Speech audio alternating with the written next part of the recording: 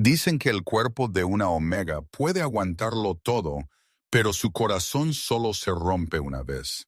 Habrás visto los titulares, lo de la envenenadora del Valle de la Plata. Habrás escuchado los rumores sobre la chica que intentó matar a la futura pareja de su alfa, pero no sabes la verdad.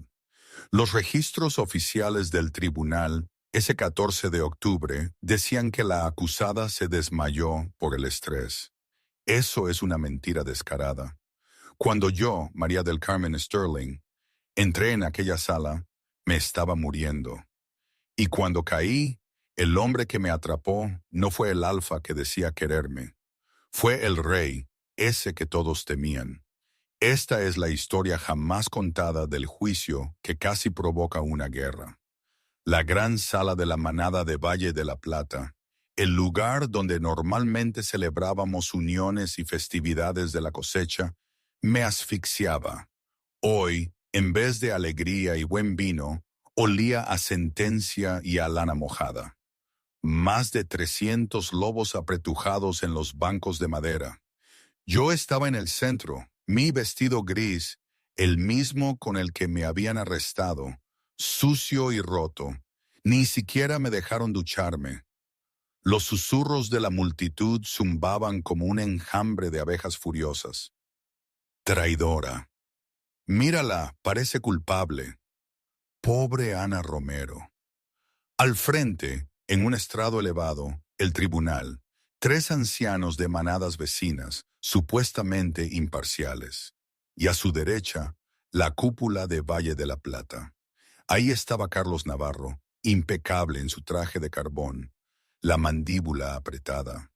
Ni siquiera me miraba.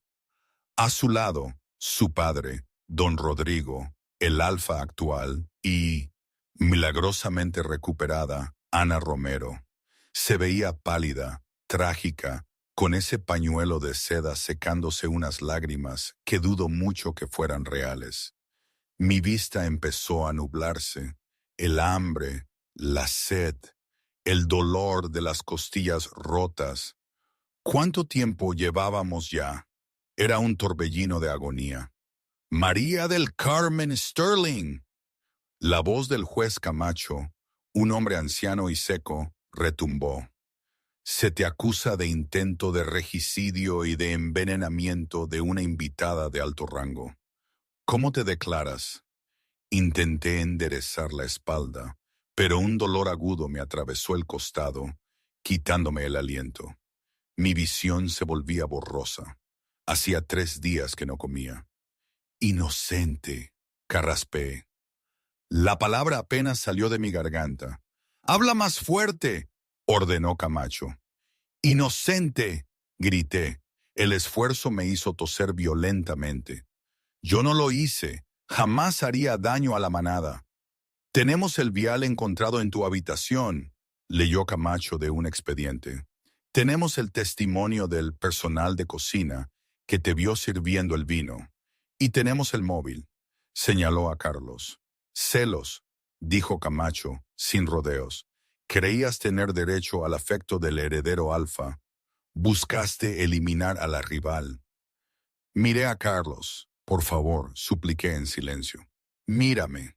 Sabes que nunca me importó el título. Solo me importabas tú». Pero él no me veía. O no quería hacerlo. Por un momento, su mirada de antes, cuando éramos niños, me pasó por la mente. Aquella mirada de adoración que solía hacerme sentir la persona más importante del mundo. Ahora era puro hielo. Carlos finalmente levantó la vista. Sus ojos estaban fríos, vacíos de la calidez que yo conocía. Se puso de pie lentamente. «María», dijo, su voz resonando en el silencio de la sala. «Te defendí durante años. Te protegí porque pensé que eras buena. Pero atacar a mi compañera. Esa palabra me golpeó más fuerte que la bota del guardiasalas. Él había aceptado el vínculo con Ana Romero. Se había terminado. La traición rompió el último hilo de fuerza que me mantenía en pie. Y entonces, la oscuridad. Mis piernas empezaron a temblar sin control. La habitación empezó a girar. Los rostros de la multitud se convirtieron en una acuarela de expresiones furiosas. El tribunal considera abrumadora la evidencia, anunció Camacho, sin molestarse en más deliberaciones. Sentenciamos a María del Carmen Sterling a... Pero la frase se perdió en un estruendo. Las pesadas puertas de roble en la parte trasera del gran salón se abrieron de golpe, con una fuerza que hizo temblar el suelo. El silencio que siguió fue absoluto. Atravesando las puertas, entró un hombre que parecía aspirar el aire de la habitación. Era alto, fácilmente 2 metros. Vestía un abrigo táctico, negro que parecía más militar que formal. No caminaba, acechaba. Detrás de él, 6 ejecutores, todos con la insignia de un lobo negro silueteado contra una luna de sangre. El rey Diego Vargas, el rey Alfa, el gobernante de las tierras del norte y el hombre que supervisaba todas las leyes de las manadas. Era un mito para la mayoría, una pesadilla para otros. Rara vez abandonaba su fortaleza en la Sierra Nevada, a menos que una manada necesitara ser aniquilada. Rey Vargas, balbuceó don Rodrigo, el padre de Carlos, poniéndose de pie. No lo esperábamos. Esto es un asunto local. Diego no respondió. Ni siquiera miró al Alfa. Sus ojos, del color del ámbar fundido, estaban fijos en la figura temblorosa y sucia en el centro de la sala. Sentí el cambio en el aire. La presión de su aura era inmensa. Pero, a diferencia del peso aplastante de los demás, esto me hacía sentir anclada. Intenté girarme para mirarle, pero mi cuerpo finalmente se rindió. La oscuridad se abalanzó. Mis rodillas flaquearon. Me caí hacia adelante, esperando el impacto contra el duro suelo de madera. Nunca llegó. En un borrón de movimiento, demasiado rápido para que el ojo humano lo siguiera, Diego cruzó los 6 metros que separaban la puerta del centro de la sala. Me atrapó a centímetros del suelo. Un brazo enorme se deslizó bajo mis rodillas. El otro sostenía mi espalda. Me apretó contra su pecho. Olía a lluvia, pino y algo metálico, como ozono. Toda la sala jadeó. Un rey alfa tocando a una presunta traidora, una omega. Mi cabeza se echó hacia atrás, apoyándose en su hombro. A través de mi conciencia, que se desvanecía, lo miré. Diego me miraba. Su rostro era una máscara de furia aterradora. No hacia mí, sino por mí. Está ardiendo, gruñó Diego. Su voz era un trueno bajo que vibró en mi pecho. Levantó la vista hacia el estrado, sus ojos entrecerrándose hacia Carlos. Se desmayó por la culpa, chilló Ana desde el escenario, rompiendo la tensión. ¡Silencio! La orden de Diego llevaba el peso de la autoridad alfa, tan potente que la mitad de la sala instintivamente descubrió sus cuellos. Ana cerró la boca de golpe, aterrorizada. Este juicio es una farsa, anunció Diego, ajustando mi peso para sostenerme con más seguridad. Vio los moratones en mis brazos, el ángulo antinatural de mis costillas bajo la tela fina. Ha sido torturada. Eso es una violación del Tratado de Manadas de 1924 sobre el bienestar de los prisioneros. Es una criminal dentro de mis fronteras, argumentó Carlos, aunque su voz titubeó. Tengo derecho a juzgarla. Tienes derecho a juzgar, dijo Diego, su voz bajando a un susurro letal, pero no tienes derecho a destrozarla antes del veredicto. Diego le dio la espalda al tribunal. Me miró. Mis ojos se cerraban intermitentemente. Invoco el privilegio del rey, declaró Diego. Esta loba está ahora bajo mi jurisdicción. El juicio continuará solo cuando esté médicamente apta para comparecer. Hasta entonces, viene conmigo. No puedes llevártela, gritó Carlos, bajando del estrado. Ella pertenece al Valle de la Plata. Diego hizo una pausa, no se dio la vuelta. Tócame, muchacho, y tu manada necesitará un nuevo heredero al anochecer. Carlos se quedó inmóvil. Apoyé la cabeza contra la lana áspera del abrigo de Diego. Mientras la oscuridad finalmente me atrapaba, lo escuché susurrar algo que solo era para mí. Te tengo, pequeña loba. Estás a salvo ahora. Cuando desperté, el olor a antiséptico y a un perfume carísimo me envolvió. Ya no estaba en un suelo frío de cemento. Me encontraba en una cama tan suave que parecía una nube, cubierta con sábanas de edredón de seda gris pesada. Me entró el pánico. Al instante, me revolví, mis manos volando para proteger mi rostro. Tranquila, te arrancarás la vía intravenosa. La voz provino de una esquina de la habitación. Me quedé helada. La habitación era enorme, con ventanales de cristal del suelo al techo que daban a una cordillera nevada. Parecía más un ático de lujo que una prisión. Sentado en un sillón de cuero, leyendo un expediente, estaba el rey Diego Vargas. Se había quitado el abrigo táctico, vistiendo solo una camisa de vestir negra con las mangas remangadas, revelando unos antebrazos musculosos y con finas cicatrices plateadas de viejas batallas. ¿Dónde estoy?, susurré. Mi garganta se sentía mejor.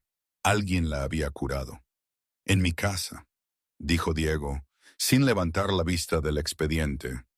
Los médicos pasaron 6 horas arreglando lo que tu familia te hizo. 2 costillas fracturadas, una fisura capilar en la tibia, deshidratación severa y contusiones profundas en los tejidos. Finalmente, levantó la vista, sus ojos ámbar ardiendo. Te dejaron morir de hambre. Y yo soy una prisionera, dije, subiendo las sábanas hasta la barbilla. Vas a ejecutarme tú mismo. Por eso me trajiste. Diego cerró el expediente y se puso de pie. Se movía con esa misma gracia depredadora que había visto en la sala del tribunal. Caminó hasta el lado de la cama y sirvió un vaso de agua. Si quisiera verte muerta, María, te habría dejado en ese suelo en el Valle de la Plata. Habrías muerto en 1 hora. Me tendió el vaso. Bebe. Dudé. Mi mano temblaba al tomarlo. Mis dedos rozaron los suyos. Una chispa, como electricidad estática, pero ardiente, saltó entre nosotros. Jadeé y me eché hacia atrás, derramando un poco de agua. Diego no se inmutó, pero sus ojos se abrieron ligeramente. Él también lo sintió. ¿Por qué?, pregunté. ¿Por qué me salvaste? Solo soy una omega. No soy nadie. Diego se apoyó en la pared, cruzando los brazos. No creo en las coincidencias, y no creo en la historia de Ana Romero. He leído las transcripciones. Serviste el vino a las 7 de la tarde. Ella colapsó a las 7:15, pero la concentración de acónito hallada en su sangre, según el informe de Valle de la Plata, era de acción rápida. Si hubieras envenenado la copa, se habría desplomado antes del primer brindis. Parpadeé. ¿Tú me crees? Creo en los hechos, me corrigió Diego, y los hechos dicen que te están incriminando. La pregunta es, ¿por qué? Caminó más cerca, su voz bajando un tono. Y hay otra razón. Hace 3 años, durante las guerras fronterizas, un camión de suministros del Valle de la Plata encontró a mi unidad cuando estábamos acorralados. Alguien había metido suministros médicos extra, hierbas raras, vendas esterilizadas. Le salvó la vida a mi beta. La caja estaba firmada con unas iniciales. Las iniciales eran MC. Esas eran mías, exclamé, sintiendo un escalofrío. Yo era quien preparaba las cajas de donación. Siempre metía hierbas extra del jardín porque sabía que los soldados estaban heridos. La expresión de Diego se suavizó por una fracción de segundo. El rey aterrador parecía agradecido. Le salvaste la vida a mi mejor amigo, María. Solo estoy devolviéndote el favor. Mira, tengo que parar aquí un momento. Todo esto, esta situación de la que os hablo, con el rey, la manada, mi supuesto crimen, era de una absurdidad tan grande que a veces, incluso ahora, me cuesta creer que fuera real. Me refiero, piénsalo bien, una Omega, la cuidadora de la guardería, acusada de algo así, y de repente viene el rey, ese rey que solo conocíamos por leyendas de guerra. En mi pueblo, en esos valles tan nuestros, habríamos dicho que la historia era una de esas de la abuela para asustar a los niños, un cuento de hadas oscuro, pero que nadie se lo tomaría en serio. Demasiado increíble para ser verdad. Quizás ese era el problema. Era tan inverosímil que mi cerebro no podía procesar que estaba ocurriendo, como si todo mi mundo se hubiera volteado. Pero, ¿sabéis qué? La realidad siempre supera la ficción, y vaya si ésta lo hizo. Bueno, volvamos a lo nuestro, que todavía queda mucho por contar de este desbarajuste. A veces, por las noches, cuando no podía dormir en esa cama tan lujosa, mi mente se escapaba, no a los horrores que acababa de vivir, sino a las noches de verano en el jardín de la guardería, bajo las estrellas, con el suave murmullo de los cachorros dormidos. Recuerdo la calidez de la tierra recién regada, el aroma a lavanda y romero. Era mi pequeño refugio. Pensaba en mi abuela, una mujer sabia de la manada de Gredos, que siempre decía que las mejores historias son las que se escriben con las manos en la tierra, no con pluma y papel. Me preguntaba qué pensaría ella de mí ahora, aquí, tan lejos de mi jardín y de la sencillez que tanto amaba. Me sentía fuera de lugar, como una flor silvestre trasplantada a un jarrón de cristal. Antes de que pudiera responder, la puerta se abrió. Entró un hombre con una bata blanca, el doctor Enrique Gálvez, el sanador más renombrado de las tierras del norte. Majestad, dijo el doctor Gálvez, haciendo una ligera reverencia. El informe toxicológico que ordenó sobre la señorita Sterling ha llegado. Diego se giró bruscamente. Y no solo fue privada de alimento, dijo el doctor Gálvez, entregando una tableta a Diego. Encontramos rastros de suero Veritus en su sistema, del tipo barato. Hace que la víctima se confunda, sea sumisa y altere la memoria. Diego apretó la tableta hasta que la pantalla se agrietó. «La drogaron», gruñó Diego, el sonido vibrando en la habitación. «La drogaron para que pareciera culpable y confundida en el estrado». Sentí un escalofrío. Recordé el vaso de agua que el oficial Morales me dio la mañana del juicio. «Bebe, te ayudará con los nervios», me había dicho. «Carlos», susurré. «¿Lo sabía Carlos?» Diego me miró, su rostro sombrío. «Es el heredero alfa. Nada ocurre en sus celdas sin su firma. O lo sabía o es demasiado incompetente para liderar». Se volvió hacia el médico. «Pónganle un suero nutritivo. Quiero que camine en 2 días». Volvió a mirarme. «Descansa, pequeña loba. La guerra se acerca al Valle de la Plata. Y quiero que estés a mi lado cuando desatemos la tormenta». 2 días después, el 18 de octubre, ya estaba de pie. Dolía, pero los tratamientos de alta tecnología del doctor Gálvez, una especie de terapia de luz curativa acelerada, habían hecho milagros. Entré cojeando en la sala de guerra, vestida con un sencillo chándal negro que Diego me había proporcionado. La habitación estaba dominada por una mesa holográfica que mostraba un mapa en 3D de la casa de la manada de Valle de la Plata. Diego estaba al frente de la mesa, flanqueado por su beta, Jaime Vargas, y su jefa de inteligencia, una mujer de ojos perspicaces llamada Natalia. «¿Está despierta?», dijo Jaime, asintiendo hacia mí. Chica dura. María, dijo Diego, señalando la pantalla. Ven a ver esto. Me acerqué a la mesa. En la pantalla, un video de seguridad granulado de la cocina de Valle de la Plata, la noche del envenenamiento. Estas son las imágenes que no mostraron en el juicio, explicó Natalia. Tocó una tecla. Aquí estás tú sirviendo el vino. Me observé en la pantalla. Me veía feliz, emocionada por la noche. Serví el vino de una botella sellada en la copa de Ana. Ahora, mira, dijo Natalia. En la pantalla me giré para coger una bandeja de aperitivos. En ese instante, no más de 3 segundos, una figura pasó junto a la mesa. Fue sutil. Una mano se cernió sobre la copa de Ana. Pausa, ordenó Diego. La imagen se congeló.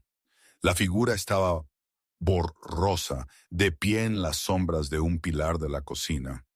¿Es eso? Entrecerré los ojos. La figura vestía un uniforme de camarero, pero el reloj en su muñeca brillaba dorado. Un reloj dorado muy específico y caro. ¿Lo reconoces?, preguntó Diego.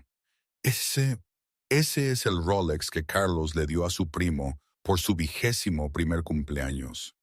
Jadeé. José Navarro. El primo de Carlos, reflexionó Jaime, el que es segundo en la línea de sucesión para el liderazgo alfa si Carlos falla.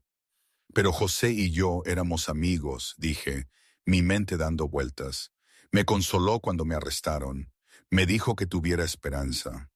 Estaba sembrando la semilla, dijo Diego con frialdad. Hicimos una investigación de antecedentes de José.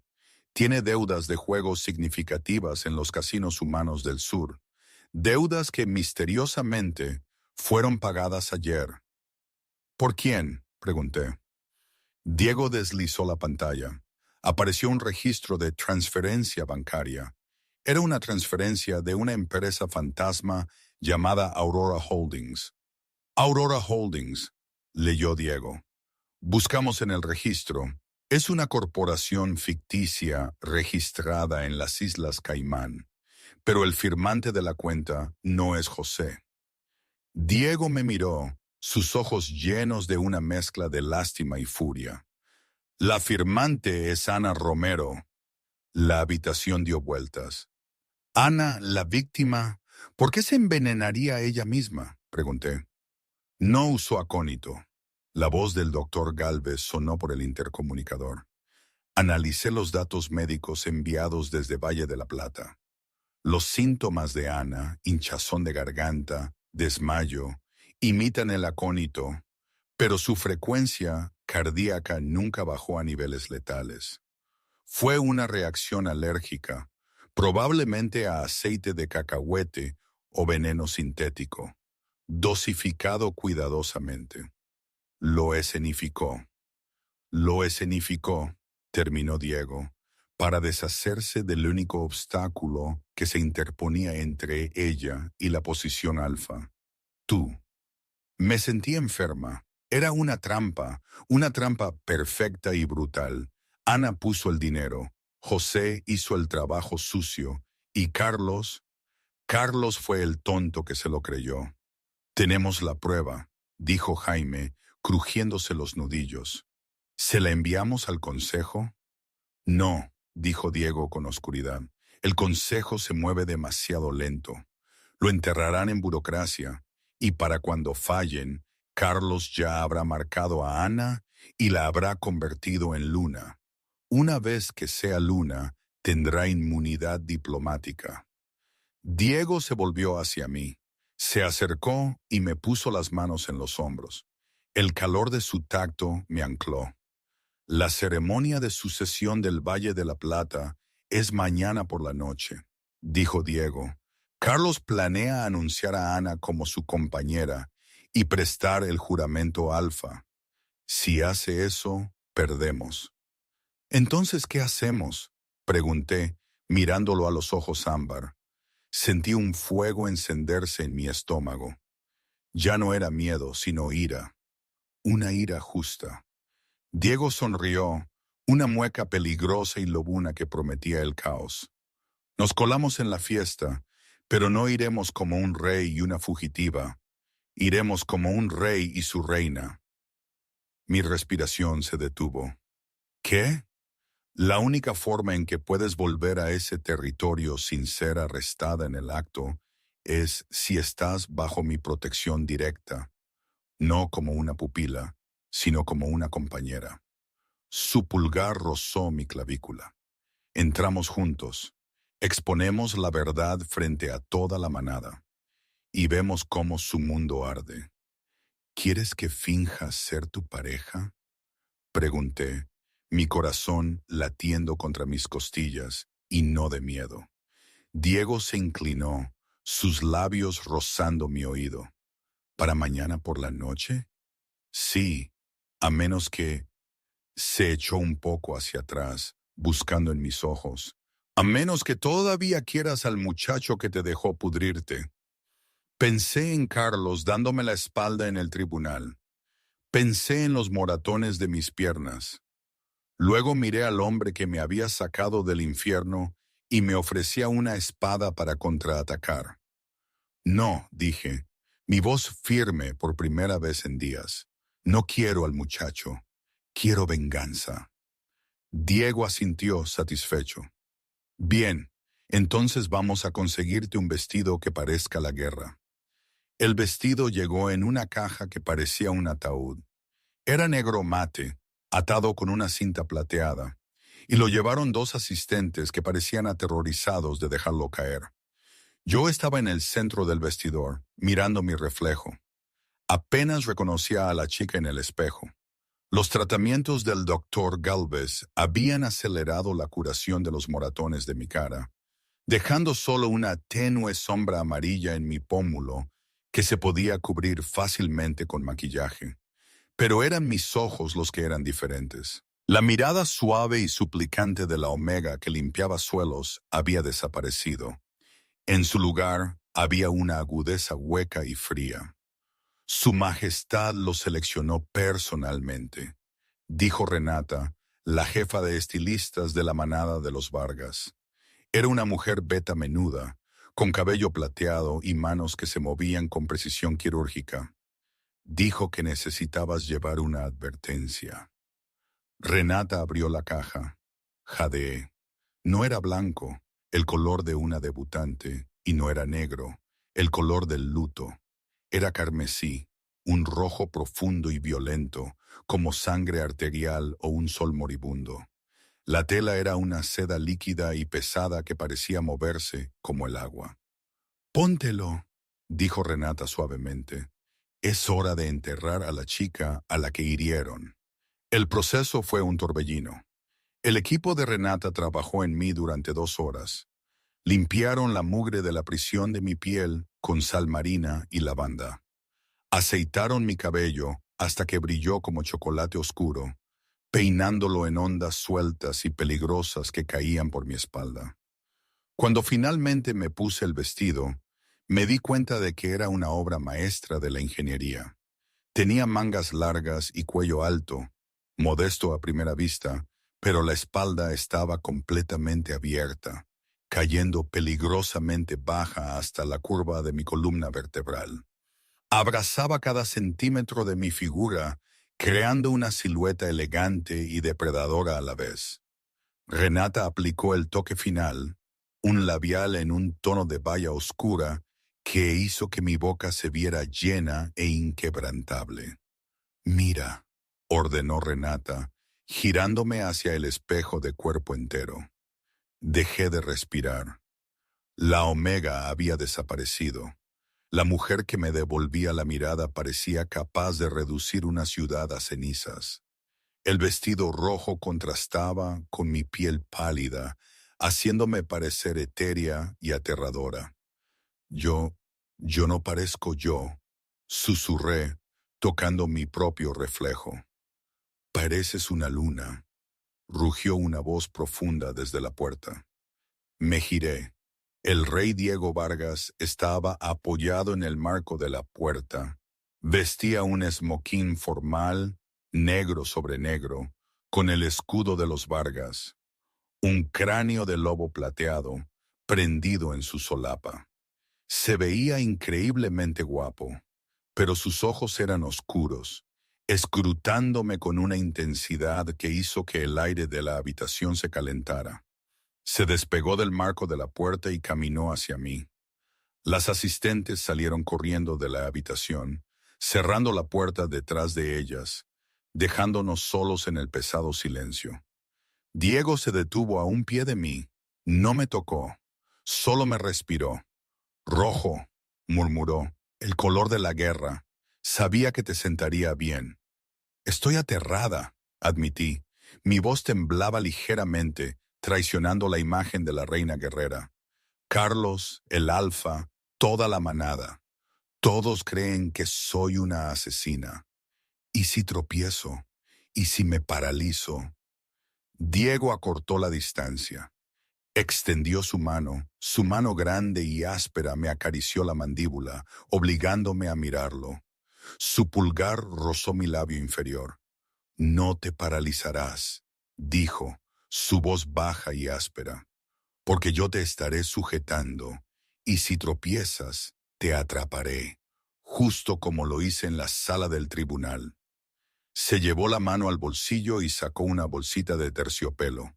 De ella extrajo un collar. Era una simple cadena de oro blanco que sostenía un único diamante negro enorme cortado en forma de lágrima. Este, dijo Diego desabrochando el cierre, es el corazón de Vargas. Lo llevó mi madre. Mi abuela lo llevó. Mis ojos se abrieron de par en par. Diego, no puedo. Esto es una reliquia familiar. Esto es para tu verdadera compañera. Esta noche es para ti, dijo con firmeza. Se colocó detrás de mí. Su aliento cálido me cosquilleaba la piel expuesta de la espalda mientras me abrochaba el collar. El metal frío se posó en mi garganta, un peso posesivo y pesado. Las manos de Diego se demoraron en mis hombros. Se inclinó, sus labios rozando el punto sensible justo debajo de mi oreja. Me estremecí, mis rodillas flaquearon, pero su agarre me mantuvo firme. Cuando crucemos esas puertas, susurró en mi piel, no eres la sirvienta, no eres la exnovia, eres la mujer que ha cautivado al rey. Eres dueña de la habitación, María. ¿Lo entiendes? Me miré en el espejo, viendo a Diego de pie detrás de mí como un guardián oscuro. El diamante negro descansaba sobre mi vestido rojo, una parte de su alma protegiéndome el corazón. Tomé una respiración profunda. Pensé en Ana sonriendo mientras yacía en aquella cama de hospital. Pensé en José plantando el veneno. Pensé en Carlos dándome la espalda. El miedo en mi estómago se endureció en otra cosa. Acero. Lo entiendo, dije, mi voz bajando, igualando su intensidad. Diego sonrió. Sus ojos brillaron con un oro fugaz. Me ofreció su brazo. Entonces vamos, dijo. El coche espera. Es un largo viaje hasta Valle de la Plata y no queremos perdernos el brindis. La gran sala de baile de la casa de la manada de Valle de la Plata rebosaba opulencia. Candelabros de cristal proyectaban un brillo dorado sobre los 300 invitados. La élite del mundo licántropo estaba allí. Alfas de territorios vecinos, magnates de negocios adinerados y toda la jerarquía de Valle de la Plata. Al frente de la sala, Carlos Navarro se encontraba en un escenario decorado con rosas blancas. Se veía majestuoso pero cansado. A su lado, agarrándole el brazo posesivamente, estaba Ana Romero. Ana parecía angelical con un deslumbrante vestido blanco. Representaba a la perfección el papel de superviviente, sonriendo débilmente a los buenos deseos, tocándose ocasionalmente la garganta, como si el recuerdo del veneno aún persistiera. José Navarro estaba en la primera fila, con una sonrisa autosuficiente, revisando su nuevo reloj de oro. Bienvenidos, amigos. El padre de Carlos, don Rodrigo, el alfa que se retiraba, habló por el micrófono. Esta noche es una noche de nuevos comienzos. A pesar de la tragedia, a principios de esta semana, seguimos adelante. Esta noche mi hijo Carlos prestará el juramento alfa y tiene un anuncio con respecto a su futura luna. Carlos se acercó al micrófono, miró a la multitud, dudó un segundo. Gracias, dijo Carlos. Yo he elegido una compañera que ha demostrado fuerza y resiliencia.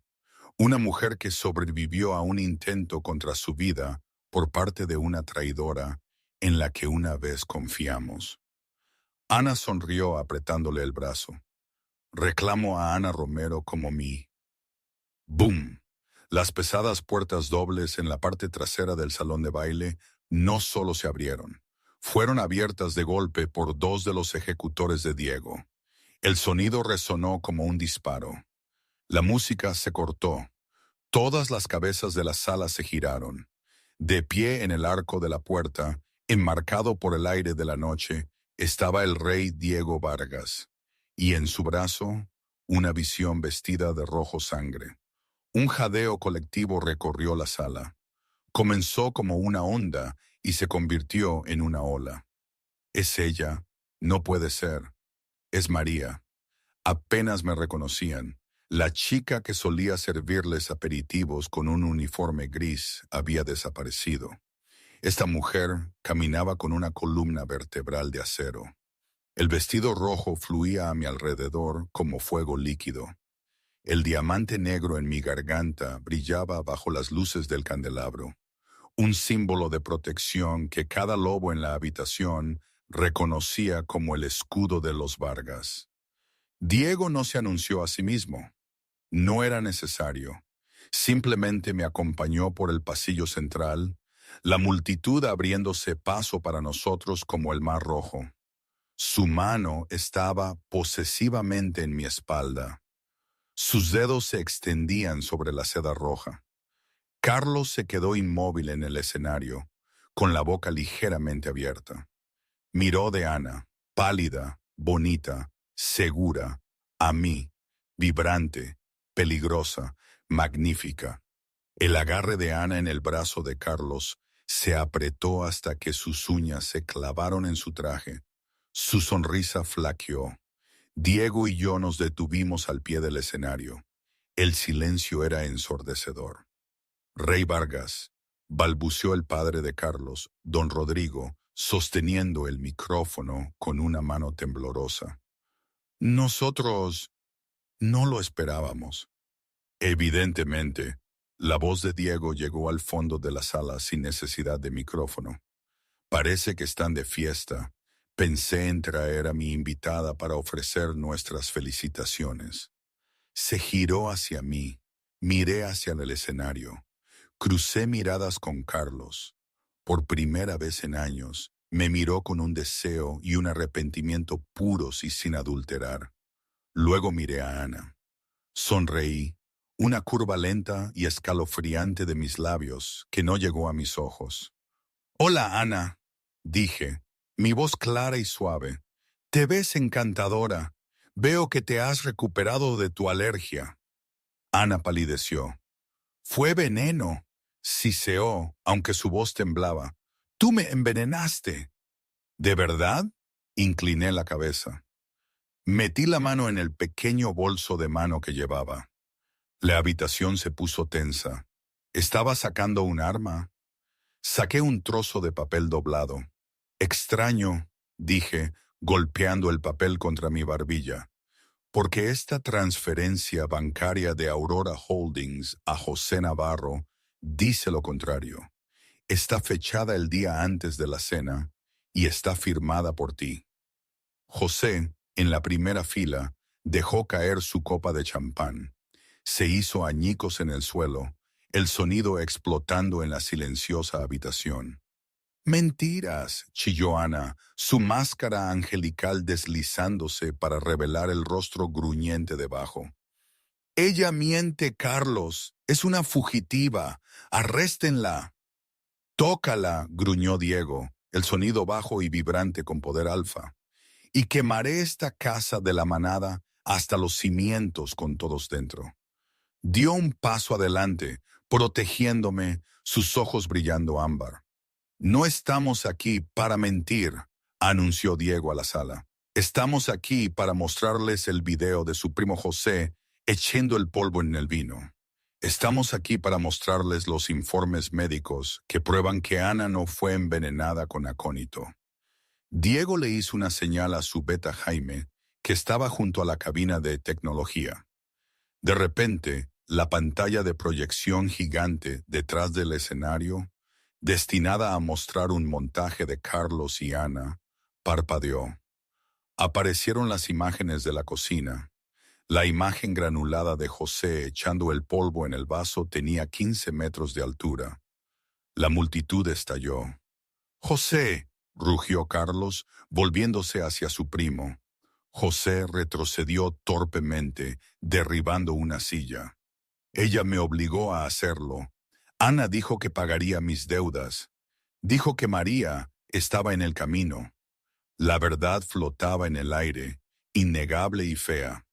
Carlos miró a Ana, la mujer a la que estaba a punto de marcar, la mujer por la que había condenado a su amor de la infancia. La miró con puro disgusto, la empujó lejos de él. «Se acabó», dijo Carlos.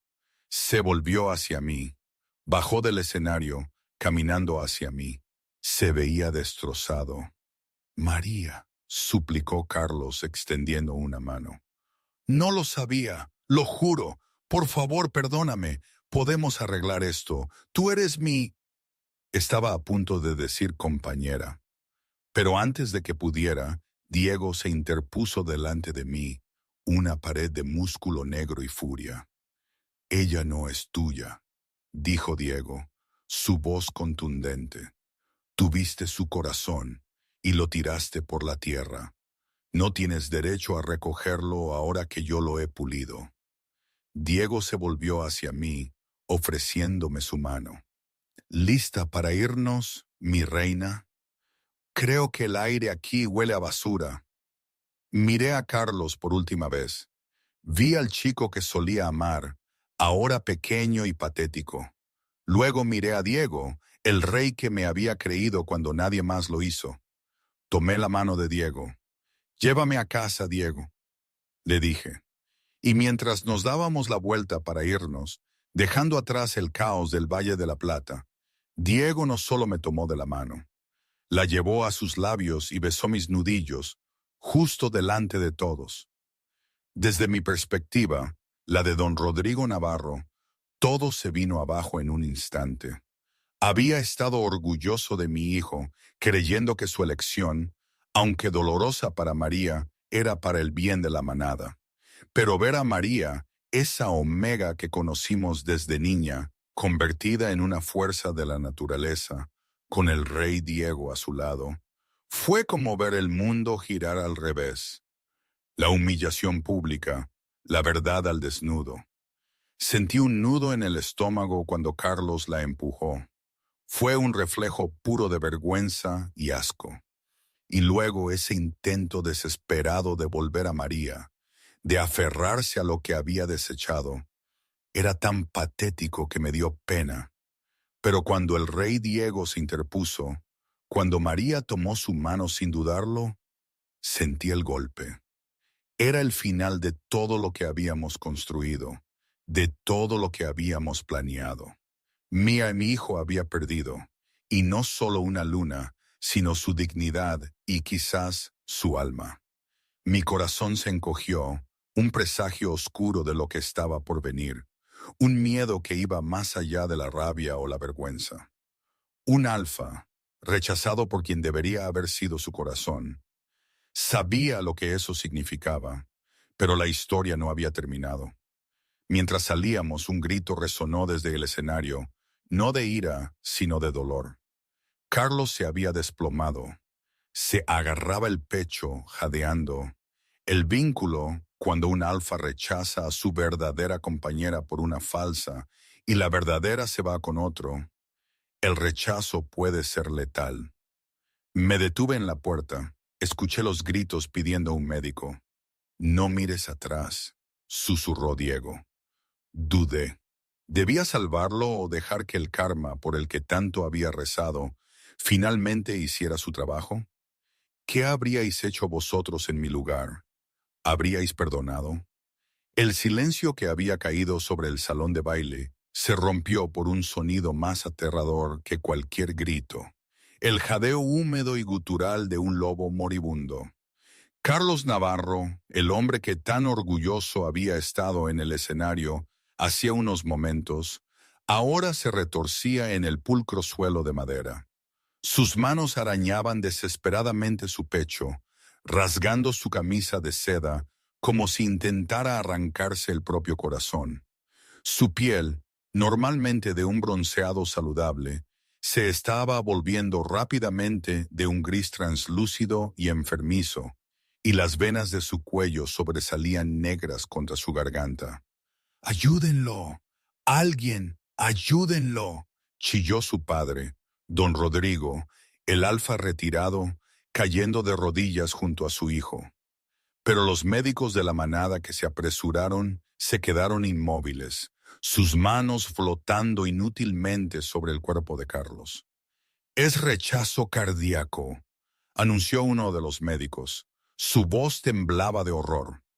«Su lobo sabe lo que ha hecho. Traicionó a su verdadera compañera por una falsa. Ahora que la verdadera se va, el vínculo se está rompiendo. Lo está matando». Diego se detuvo cerca de las pesadas puertas dobles. No se giró de inmediato. Permaneció como una estatua tallada en obsidiana, su mano cálida y firme alrededor de mis dedos temblorosos. Podía sentir la vibración de la habitación, el olor a ozono y pánico que subía en el aire. «María», dijo Diego, su voz un murmullo bajo que solo yo podía escuchar. Se volvió hacia mí, sus ojos ámbar escudriñando mi rostro, sin juicio alguno. «Es tu elección». Lo miré, mi respiración se detuvo. «¿Qué lo es?» «Si sales por esa puerta conmigo ahora mismo, él muere», explicó Diego, su tono clínico, afirmando un hecho brutal. «El vínculo es una herida abierta. Tu ausencia es el arma que lo desangra». Pero hizo una pausa, ladeando la cabeza hacia la caótica escena en la pista de baile. «Si regresas, puedes cerrar la herida, puedes salvarle la vida». Y yo me quedé mirando al hombre del que me estaba enamorando.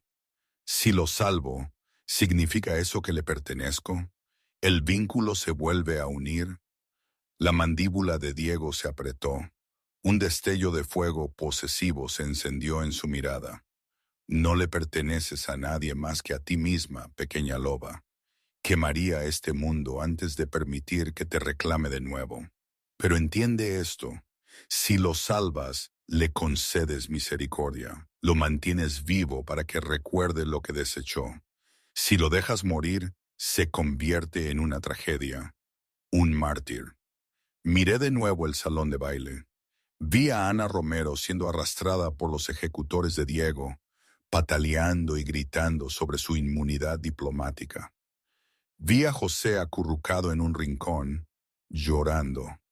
Y vi a Carlos, el chico al que había amado desde los 16 años, jadeando por sus últimos alientos. Me di cuenta de que Diego tenía razón. La muerte era un escape. Era demasiado fácil. Solté la mano de Diego. «Espérame».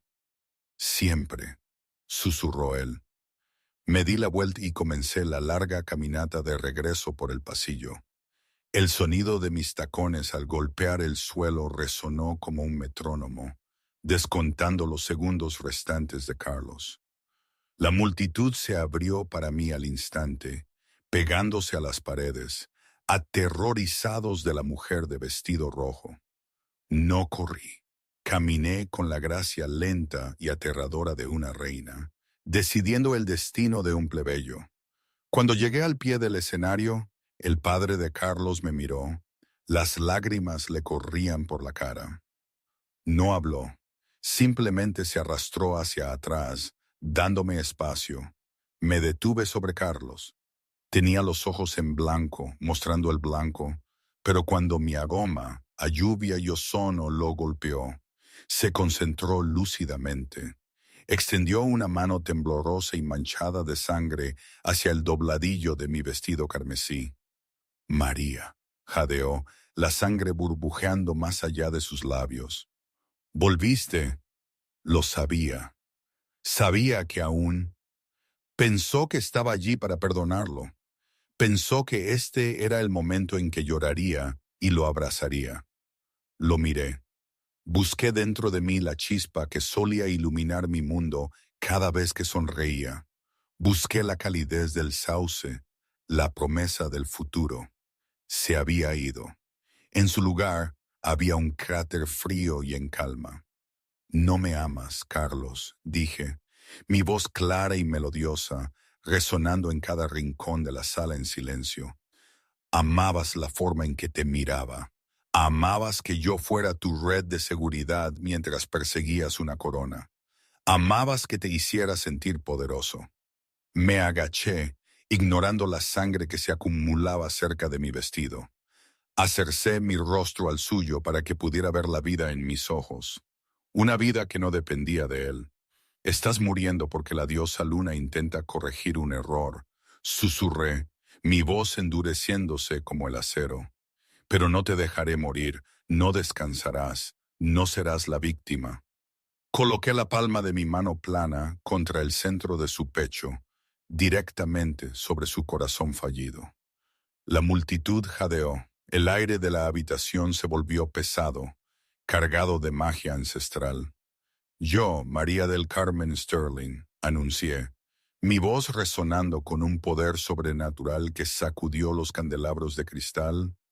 Por la presente te rechazo, Carlos Navarro, como mi compañero. La reacción fue instantánea. Carlos gritó. No fue un grito de miedo, sino de amputación espiritual. Fue el sonido de un alma siendo desgarrada por la mitad y cauterizada al mismo tiempo. Corto el lazo, continué. Mi palma brillando con una luz blanca cegadora que obligó a los espectadores a cubrirse los ojos. Te libero a una vida sin mí. Te libero a tu memoria. Vive, Carlos. Vive una vida larga y vacía. Y mírame ser feliz.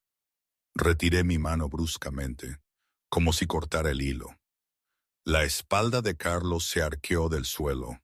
Una enorme bocanada de aire se precipitó a sus pulmones, sonando como el cierre de un vacío que se rompe.